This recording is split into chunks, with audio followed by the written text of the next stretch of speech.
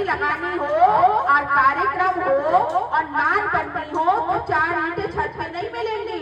जबकि होना क्या चाहिए, कंकर कंकर के कॉन्सेप्ट को समझना चाहिए और विपत्ति काल के लिए हमें कुछ ना कुछ अपने घरों की छतों पे रख भी देना चाहिए। जैसे कि और लोग अपने घरों में कंकरों को जोड़कर बहुत सारे काम निपटा लेते हैं। अभी बात हो रही थी मौसम खराब होने की। आप सोचिए अगर इलेक्ट्रिसिटी सप्लाई फेल हो और आपके पास इन्वर्टर भी काम ना कर रहा हो, मोबाइल की टॉर्च भी काम ना कर रही हो, सौर पैनल भी काम नहीं कर रहा हो, तो आपके यहाँ क्या थोड़ा सा मिट्टी का तेल मिलेगा? कृष्णा बिहार के जो इधर राइट साइड है तो शायद 2 घरों में मिट्टी का तेल होगा। अरे भाई थोड़ा सा मिट्टी का तेल जुगाड़ बना के अपने घर पे रख के विपत्ति काल में काम आ जाता है, प्रकाश करने के काम आता है। और ये छोटी छोटी लड़कियां बैठी हैं, इनको मैं कहना चाहूंगी, माताओं को कहना चाहूंगी, बहनों को कहना चाहूंगी, आपके घर में अगर पिसी हुई लाल मिर्च हो, ये सेल्फ डिफेंस का काम करती है। हम लोग आए दिन बाहर निकलते हैं लेकिन हमारे पास कोई अस्त्र शस्त्र नहीं होता। आप एक छोटी सी पुड़िया में बांध कर अगर लाल मिर्च रख लोगे, रठौटा की तरफ जाइए गर्मी के मौसम में, दूर दूर तक लाल मिर्च आपको फैली हुई सूखती दिखेगी। थोड़ी सी इस बार जाके खरीद लाना और फिर लाल मिर्च को आप क्या करेंगे, पैकेट में रख सकते हैं और जब बिटिया रानी कहीं बाहर जाए तो वो उसकी सुरक्षा का भी काम कर सकती है। आज 10 लोगों को एक छोटी सी लाल मिर्च का पाउडर आपको कवर करने के लिए पर्याप्त होगा। हम हिंदू हैं, हम हिंदू जागरण कर रहे हैं, हम हिंदू सम्मेलन कर रहे हैं, लेकिन हम हिंदुओं को जगाएंगे तभी तो बात होगी। चुहिया की कहानी कहाँ से आई थी? तंत्र से निकल कर आई थी और बात हो रही थी विवाह संस्कार की। हमारी 16 संस्कार है। विवाह के बाद अगर दंपति संतान को जन्म देता है तो पहला संस्कार गर्भाधान संस्कार होता है और गर्भाधान संस्कार वो चीज रोकता है आने वाली संतान में जिससे अभिमन्यु पैदा होते हैं, जिनको अगर पूरी कहानी ना भी सुनाई जाए, उनकी माता जी को नींद आ भी जाए तो भी उनके भीतर वो शौर्य होता है, वो साहस होता है कि वो चक्रव्यूह के भीतर भेजने के लिए एंट्री कर जाए। गर्भाधान संस्कार होता है हमारे यहाँ, पुंसवन संस्कार होता है, सीमंतोन्नयन संस्कार होता है, जातक कर्म संस्कार होता है, नामकरण संस्कार हम सभी करते हैं, निष्क्रमण संस्कार होता है, नामकरण के बाद बच्चे को घर से बाहर निकालने वाला, अन्नप्राशन जिसको आप चटोना कहते हैं, खीर खिलाने वाला संस्कार, चूड़ा कर्म संस्कार, कर्ण भेदन संस्कार, विद्या आरंभ संस्कार, उपनयन संस्कार, वेदा आरंभ संस्कार, केशांत संस्कार, समावर्तन संस्कार, विवाह संस्कार, अंत्येष्टि संस्कार। विवाह संस्कार से ही मुख्य रूप से, वैसे सभी संस्कार बहुत इंपॉर्टेंट है, लेकिन विवाह संस्कार क्योंकि उसके बाद जब हमारी संतान जन्म लेती है तो गर्भाधान संस्कार से लेकर अंत्येष्टि संस्कार तक हम पूरी तरह से सनातन धर्म से जुड़ चुके होते हैं। लेकिन क्या हम आप अपने बालकों में इन संस्कारों को बखूबी रोक पा रहे हैं या हमने इन संस्कारों को विधिवत किया है? हम पंडित जी को बुलाया था। देखिए यहाँ अगर मैं पूछूं कितने ब्राह्मण बैठे हैं तो क्या कोई हाथ उठाएगा? ब्राह्मण कितने बैठे हैं? बिना निडर होकर हाथ उठाइए। वाह, 1 2 3 4। और अगर मैं कहूँ ये जी, वाह बहुत बढ़िया, हमारी बहन जी गिरी जी भी हाथ उठा रही है और ऊंचा हाथ उठा के डर रहा है किस बात का? कितने क्षत्रिय बैठे हैं? क्षत्रिय कितने बैठे हैं? जी बहुत बढ़िया, बहुत बढ़िया। अगर संख्या ले लूं तो 10 के लगभग आएगी। वैश्य कितने बैठे हैं? वैश्य कितने बैठे हैं? बिना वाणिज्य के तो काम चलता ही नहीं है।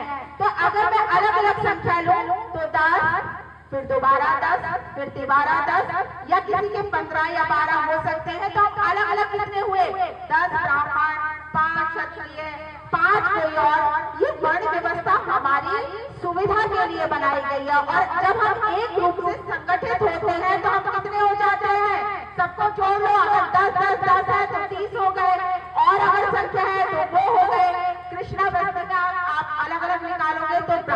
इतने होंगे, क्षत्रिय इतने होंगे, वैश्य इतने होंगे, दूसरे वर्ण और होंगे, लेकिन अगर आप कृष्णा बस्ती के निज जनों की बात करते हैं तो आप कुल मिलाकर कितने होते हैं, वो संख्या मायने रखती है।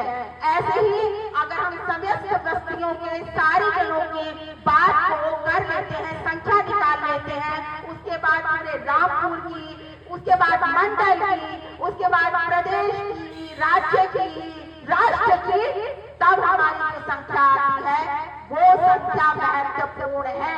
नहीं तो मुझे कहना पड़ेगा यहाँ की आयोजन समिति से कि एक आप यहाँ पर मशीन का वो भी प्रोजेक्ट लगाते जो पशुओं के लिए चारा बनाने के लिए क्या करते हैं, कुट्टी काटने वाली मशीन देखी है आप लोगों ने? कितने लोगों ने देखी है कुट्टी काटने वाली मशीन? परसेंट लगाया जाता है, बच्चों को पता है, थोड़े से बड़े लोगों को पता है, परसेंट लगाया जाता है और उसमें कुछ अच्छी जो फसल होती है अनाज की और पशुओं को आनंद आए खाने में, तो गन्ना वगैरह भी लगा दिया जाता है। उसमें अलग नहीं किया जाता कि गन्ने को अलग हटा दें या दूसरी फसल को अलग हटा दें, केवल हरियाली हरियाली जाए। तो कहने का तात्पर्य ये है, जब पशुओं के लिए चारा बनाया जाता है, हम अलग अलग होते हैं, तो हमारी संख्या भी ऐसे ही होती है कि चारे के साथ में गन्ना भी लग गया, दूसरी फसलें भी लग गई और कट गई कुट्टी और हो गया पूरा स्वाहा। तो पशु चारा नहीं बनना है तो हमको संगठित रहना होगा, हमको एक रहना होगा, हमको एकजुट रहना होगा, दुख में सबको साथ में खड़ा होना होगा। सुख में एक बार आप ना भी पहुंच पाए तो कोई बात नहीं, लेकिन दुख में आप सब एकजुट हो जाएं, संगठित हो जाएं। क्यों? धन्य ही भारत वर्षम, धन्य भारतीय संस्कृति, भारतीय जनः धन्य, धन्य अस्माकं परंपरा। निसंदेह भारत देश धन्य है, भारतीय संस्कृति धन्य है, भारत के लोग धन्य है और हमारी परंपरा धन्य है।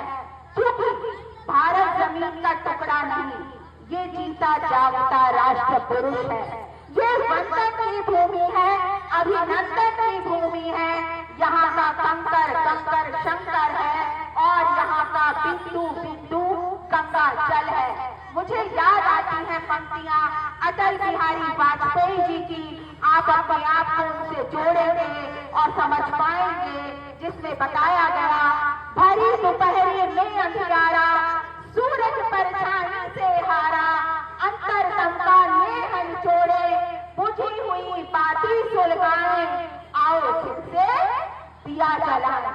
हम पड़ाव को सबसे मंजिल, लक्ष्य हुआ आंखों से ओझल, वर्तमान के मोह जाल में आने वाला कल न भुलाए, आओ फिर से दिया जलाए। आहुति बाकी यज्ञ अधूरा, अपनों के विघ्नों ने घेरा, अंतिम जय का वस्त्र बनाने, नव दधीची हड्डियां गलाए, आओ फिर से दिया जलाए। रामेश्वरम लिए चलती हूँ आपको इस दिए की रोशनी में जो माननीय अटल बिहारी वाजपेयी जी ने प्रज्वलित किया। रामेश्वरम में क्या बना है बताइए तो जरा एक आवाज में। रामेश्वरम में क्या बना है दीक्षा? राम सेतु।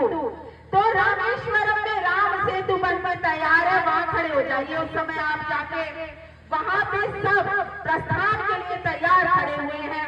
प्रभु श्री राम क्या कहते हैं कि एक छोटी सी गिलहरी है, वो थोड़े से जल में डुबकी लगाती है, फिर रेत में जाती है, उस रेत को अपने शरीर पर लपेट लेती है और लाकर वो पुल के पत्थरों के ऊपर उसको झाड़ देती है।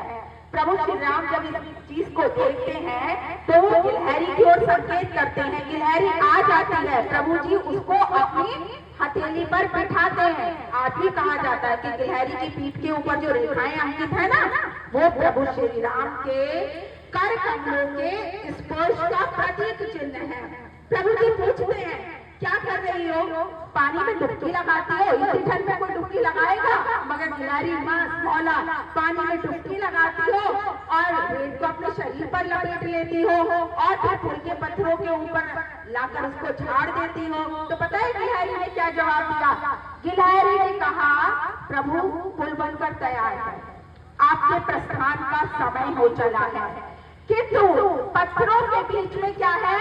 बहुत असमानताएं हैं, बहुत विषमताएं हैं। मैं अपने शरीर पे लगी रेत को झाड़कर इस जो असमानताएं और विषमताएं हैं, जो थोड़ी खाली जगह है, उन गैप्स को फिल करने का प्रयत्न कर रही हूँ। तो एक बार जोरदार जयघोष बोलिए, जय जय श्री राम। हमें अपने बीच में गैप्स को रहने देना है। अगर कहीं साड़ी में कपड़ों में कोई आपकी दरार आ जाए या कहीं से कुछ हल्का सा वो फट जाए तो आप क्या करते हैं? सिल लेते हैं उसको। तो एक पिताजी क्या काम करते थे? दर्जी का काम करते थे। उनका छोटा बच्चा वहां पास में बैठा था। अब बच्चे क्या करते हैं? वो चीजें सीखते हैं जो चीजें घर में होती हैं। वो बच्चा लगातार देखता था कि पिताजी क्या करते हैं, जब सुई से किसी कपड़े को सिलते हैं तो सुई को अपने सिर पर टोपी में लगा लेते हैं, और जब वो कपड़े को काटते हैं तो कैंची को वो क्या करते हैं? कैंची को अपने पैर के नीचे दबा देते हैं।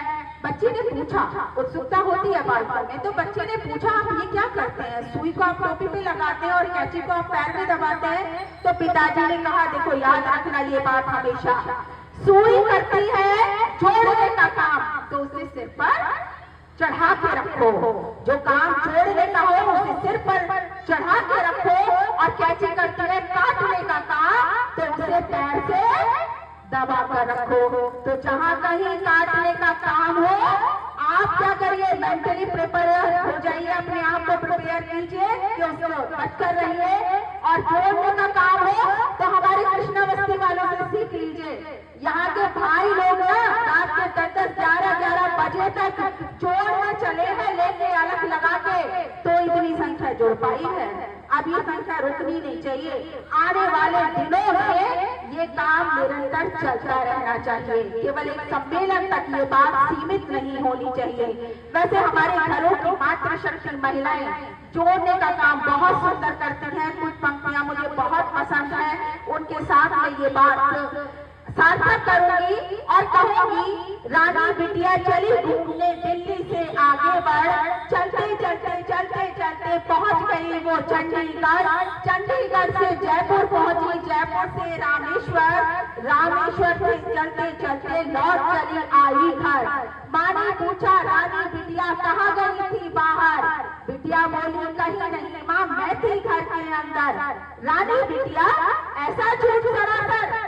झूठ नहीं माँ, सच कहती हूँ, भारत है मेरा घर, ये हमारा घर है। यहाँ की आजादी के लिए नव यौवनों ने अपने सिंदूर को मिट जाने दिया।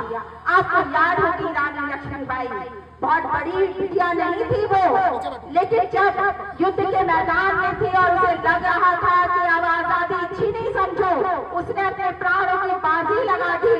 गोरे सैनिकों ने प्रहार किया तो उसका सिर कट गया और आंख बाहर निकल आई।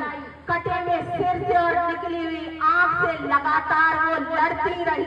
अंतिम क्षणों में बेटा पास में खड़ा था छोटा, आंखों से अश्रु छल छल गिर रहे थे। उसके देशभक्त सैनिकों में से एक ने कहा, तो एक ही बचे थे, बेटा रो मत, बाबा की कुटिया पास है, हम माँ को वहां लेकर जाएंगे और माँ ठीक हो जाएगी। उनको याद थी ये बात और उन्होंने आपस में डिस्कस की कि रानी ने कहा है, मेरे मृत शरीर को भी कोई गोरा अंग्रेज टच नहीं कर सकने में समर्थ होना चाहिए। उन्होंने निष्प्राण शरीर को बाबा की कुटिया तक पहुंचाया और नन्हे बालक में भी वीरता और ओज का संचार किया। कहने का तात्पर्य सिर्फ इतना है कि रानी लक्ष्मीबाई जी, जिनकी विषय में हमारे बच्चों को याद है, हमें याद है, चमक उठी सन 57 में, वो तलवार पुरानी थी, खूब लड़ी मर्दानी, वो तो झांसी वाली रानी थी। बुंदेले हर बोलो ने मुंह, हमने सुनी कहानी थी, खूब नहीं मर्दानी हो तो झांसी वाली रानी थी। क्यों याद दिलाया जा रहा है? क्योंकि आज हम फिर गुलामी की ओर हैं। हमें आजादी को बनाए रखना है, बचाए रखना है और हमें खुद के अस्तित्व को भी बनाए रखना है। स्थितियां बहुत बहुत बहुत नकारात्मक हैं। जो बच्चे हैं और जो युवा पीढ़ी है उनका बहुत ज्यादा दायित्व है, क्योंकि आज का समय चुनौतियों का विषय है। अगर हम चुनौतियों की बात करें तो सबसे ज्यादा चुनौती युवकों के ऊपर है, युवतियों के ऊपर है। कुछ पंक्तियों से मैं सार्थक चित्र प्रस्तुत करूंगी आज के युवक की चुनौतियों का, और उनकी इस सार्थक चित्र के साथ आप अपने आप को भी रिलेट कर पाएंगे। मैं यौवन हूँ, मैं यौवन हूँ, मैं यौवन हूँ। मैं स्वाभिमानी के शिखर चढ़ा राणा प्रताप मर्दाने में। मैं एक बार देखा दुनिया ने शूर शिवा के बाने में। चित्तौड़ दुर्ग के जौहर में मैं बेमिसाल कुर्बानी था। सन 57 में मैं ही तो झांसी वाली रानी था। बनकर बंगाली वीर बोस में 7 समंदर पार गया। मैं कफन बांध जब जब निकला, हंस हंस के बाजी मार गया। मैं दृढ़ संकल्पों का राही, मैंने जीता हर एक समर। गोली का फांसी पे चढ़ चढ़ मैं मर मर कर हो रहा अमर। कब कौन टिका मेरे आगे, मेरे मारे को ठौर नहीं। मैं हाथ उठाकर कहता हूँ मेरा मुकाबला और नहीं। मैं हाथ उठाकर कहता हूँ मेरा मुकाबला और नहीं। मैं हाथ उठाकर कहता हूँ मेरा मुकाबला और नहीं। आज की परिस्थिति में हमारी, आपकी, बच्चों की, बड़ों की, सभी की जिम्मेदारी बहुत ज्यादा हो गई है। लेकिन हमें चिंता करनी है, लेकिन बहुत ज्यादा निराश हताश नहीं होना है। चिंता करते हुए यदि हम विषय को लेकर चलेंगे कि हम संगठन